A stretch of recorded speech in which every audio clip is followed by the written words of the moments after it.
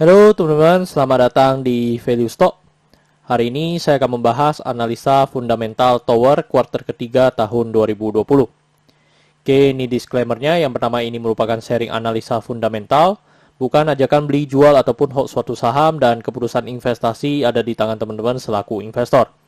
Yang ketiga, dari analisa fundamental ini bisa dijadikan referensi untuk analisa saham-saham yang teman-teman miliki. Oke, pertama-tama kita masuk ke bisnis model dari Tower ini. Yang pertama, dari kegiatan usaha, dia bergerak di bidang usaha investasi dan jasa penunjang telekomunikasi.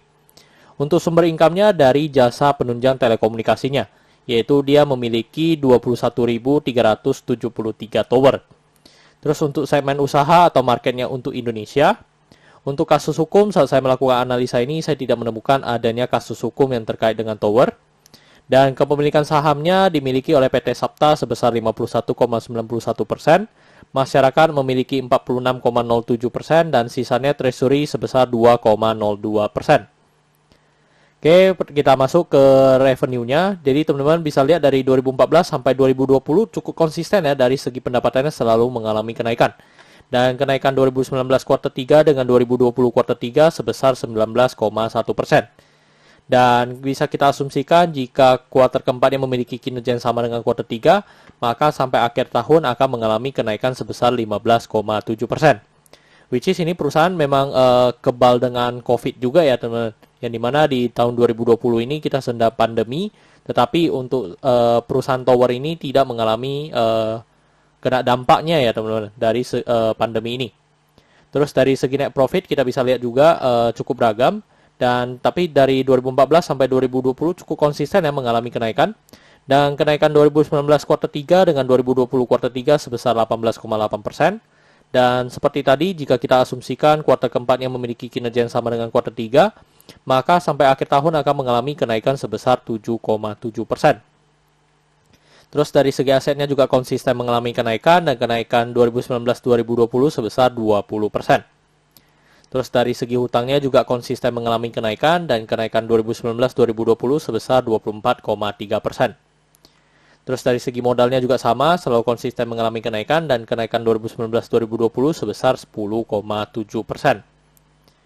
Oke teman-teman, ini adalah summary laporan keuangannya dari tahun 2014 sampai 2020. Dan di sini saya akan banyak membahas tentang rasio keuangannya. Yang pertama adalah NPM atau net profit margin-nya. Untuk 2020 ini sebesar 33,93%. Kalau kita bandingkan dengan sebelum-sebelumnya, memang rata-rata mulai dari 2017 sampai 2020 selalu di atas 30% ya teman-teman. Jadi ini which is juga sangat bagus. Terus dari segi EPS-nya di 50, dan dari per-nya kita bisa mendapatkan sebesar 19,43. Hal ini kalau saya lihat dengan sebelumnya mungkin EPS-nya mengalami kenaikan, tetapi harganya juga mengalami kenaikan yang lebih tinggi ya teman-teman. Jadi membuat per-nya juga menjadi lebih tinggi. Terus dari book value-nya di 190, dan kalau kita bandingkan dengan harga sekarang di 965, maka kita bisa mendapatkan PBV-nya di 5,07 kali. Jadi ini 5 kali lebih mahal ya teman-teman untuk saham Tower ini. Tetapi kalau kita lihat mungkin di 2017 ke bawah, untuk PBV-nya aja hanya di sekitar 1,1 ya teman-teman. Jadi untuk 2018 ke atas sudah di atas 4, dan di 2020 ini pecah rekor lagi yaitu di 5,07. Terus dari segi DER-nya di 2,42 kali, which is ini juga DER-nya di atas 1 ya, jadi hutangnya lebih tinggi. Tapi kalau kita lihat dari histori-historinya juga, DER-nya itu semua udah rata-rata di atas 1 ya untuk dari segi tower ini.